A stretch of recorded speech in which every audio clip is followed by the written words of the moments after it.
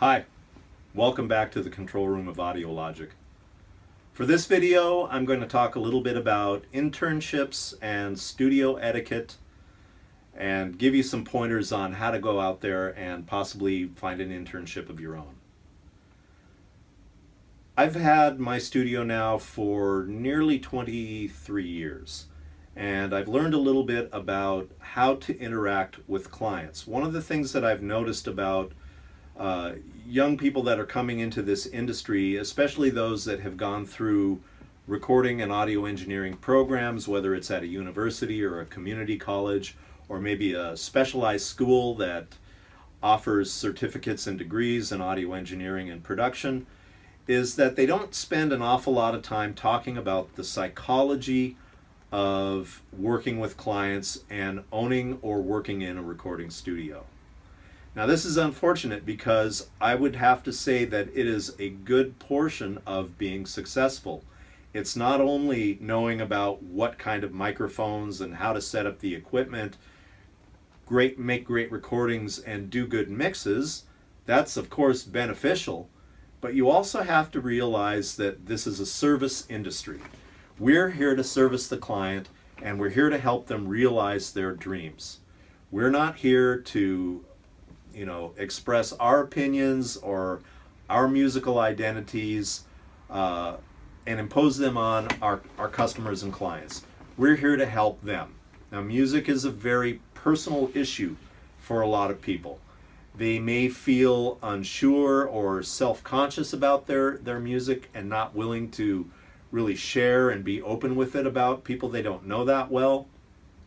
They may have had a bad experience at another studio. I've had numerous people say that they felt bullied and that their ideas and what they wanted to accomplish wasn't listened to, that they were kind of railroaded by the engineer. So these are the kinds of things that you want to help show them that you're there to help them realize their dreams, because that's what it's all about.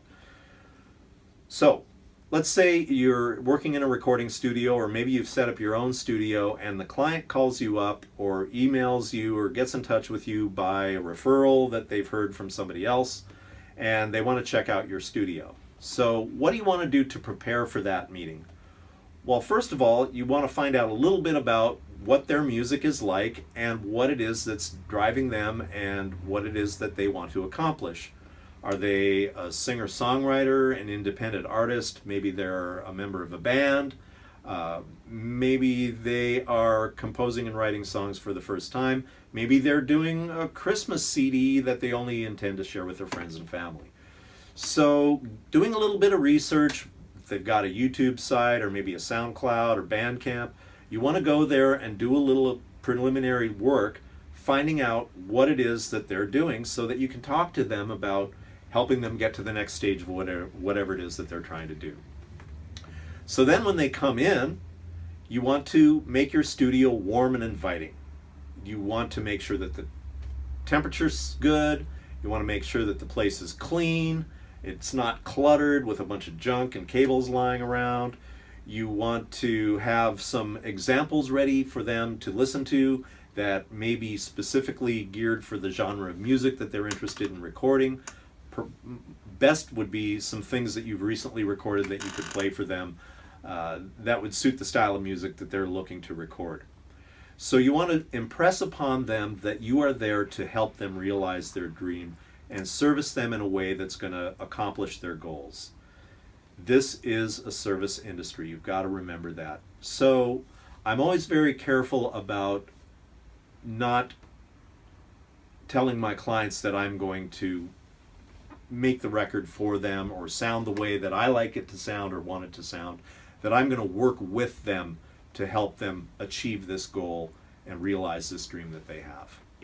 So let's say they're happy. They like the studio, they love the vibe. One of the things that really helps is having a great studio pet, like Banjo. Banjo, you want a treat? Come here. Touch. Good boy. This is my pup. This is Banjo. And my clients love Banjo. And a lot of times they're kind of mad when he's not around. So that's another thing that doesn't hurt, is having a warm, fuzzy friend around. Also, I like to keep green plants and growing things in my studio because it makes it feel more home-like and more comfortable. The lighting, everything is important, and it all makes a good impression, hopefully, on the clients. Okay, so you've landed the job, they've booked some time, they come in, and they're recording. My approach is to take on the position of the fact that I am simply the engineer at this point. I'm selecting the best microphones for them. I'm helping them get the best sound that they can get recorded onto my audio workstation. That I'm not imposing my views or opinions on their music until they ask about it, until they ask for my opinion. That's a very important topic. Because there's a big difference between an engineer and a producer. The engineer is basically a technician. You know how to set up the mics, you know how to route the signals, you know how to give them a good headphone mix, you know how to apply reverbs and effects, but you're not producing. You're simply a technician. So you have to wait for the client to open that door and invite you into the idea of you helping them produce their music. Unless you're hired specifically as a producer, but that's not going to happen for a while. Not until you've established a reputation as a producer will you be invited to come in and fulfill that role. Some clients want to produce entirely on their own. Some bands may have a dedicated producer that already has that job, and therefore it's not your part to do that. So what does this invitation sound like? Well, it could be as simple as somebody out in the booth recording a vocal track saying something like, well, what did you think of that? Or how did that sound? Or what maybe could I do to make that better? Those are invitations for you to start making suggestions based on your experience and expertise that would help them improve their music.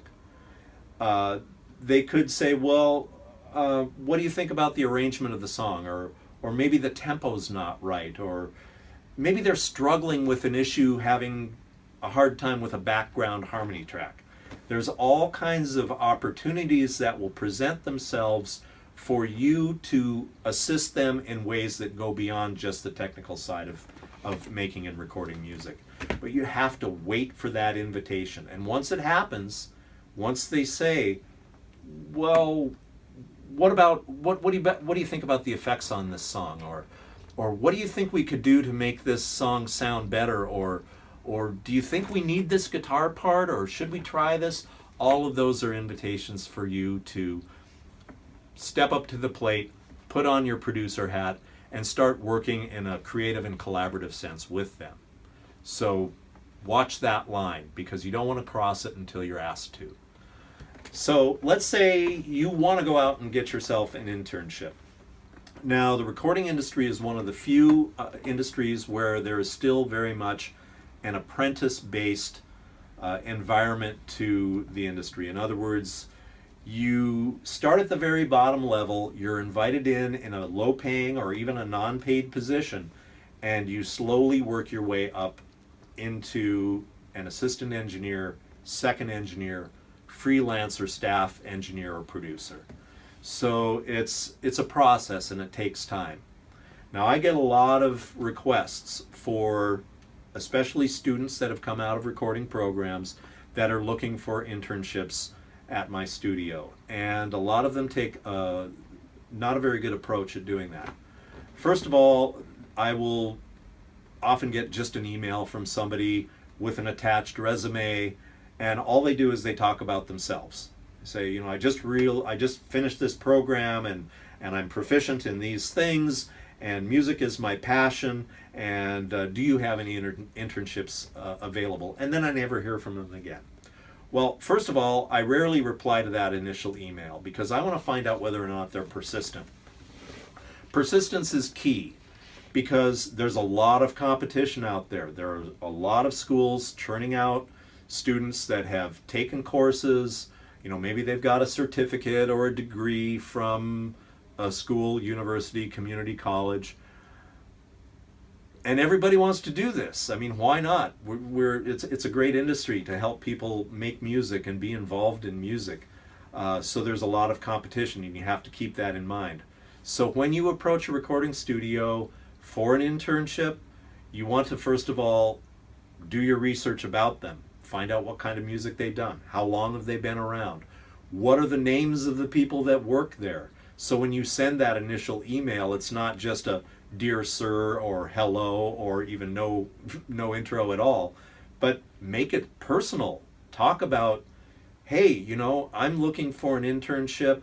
I'm really attracted to your studio, with a greeting, dear Mr. Kenny, whatever it might be, but you want to approach them in a way that shows that you know something about what they've got going on.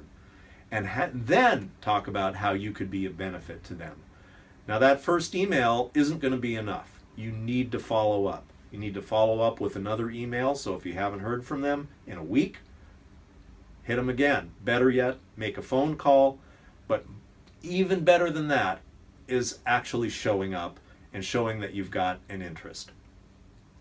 So persistence and research are crucial elements in landing that internship job and getting your foot in the door, because competition is fierce and everybody wants to do it that's gone through these programs. So let's say you've done that and the timing is right, they're looking for somebody, and you get invited in as an intern. Now, the things that you're going to be doing, nobody's going to be walking in as an intern and sitting down at the desk and mixing or recording a project. That's not going to happen. Your first jobs are going to be very menial tasks. You're going to be cleaning the toilet. You're going to be making coffee runs.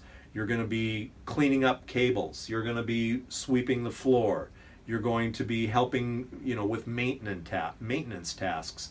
Maybe there's an upgrade going on and, there's work to be done. Those are the kinds of things that you're going to be doing at an entry level. You're not going to be sitting at the console. You're not going to be moving faders. At best, you're going to be coiling cables and putting microphones away. At worst, you're going to be cleaning the toilet. So that's where it starts. And as an intern, let me give you a few pointers on how to be successful as an intern. First of all, keep your opinions to yourself. Nobody wants to hear your opinions unless, as I said before, you're invited to share them. I've had interns come in sitting behind me as I work with my client and say things that are completely out of bounds and unwelcome, and the client has actually asked me not to have them come back. Other things too, and I know this is maybe difficult for some of you, but I've had clients ask me not to have interns come into a session because they smoke and they smell like cigarette smoke. Personal hygiene is important too. So when you're in the session, do as you're asked, be quiet unless you're asked for your opinions, and be ready to help and be attentive and observant. So in other words, if you're not actively doing something, the session is in progress and maybe you're just sitting in the back of the room, don't be sitting there on your phone looking at Facebook or texting your friends. Be observant and be aware and watch what's going on. When the session is over, talk to the engineer, ask them questions about what they did and why. This is a learning experience for you, and that's what's going to make an impression on the people that own the studio. If you're not involved, if you're not aware, or if you seem uninterested in what's going on, you're not going to be asked to stay on. In fact, you're probably not going to be asked to come back after not very long. So you have to really look at this as a service-oriented thing. You've got to be attentive, you've got to be polite, you've got to be ready to help out when the time comes, but don't offer those opinions unless you're asked, okay?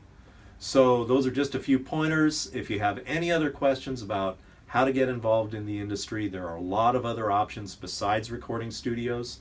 I'll probably record another video soon about other opportunities in the audio industry that aren't necessarily in the recording studio. So look for that coming up soon, and we'll be back for more.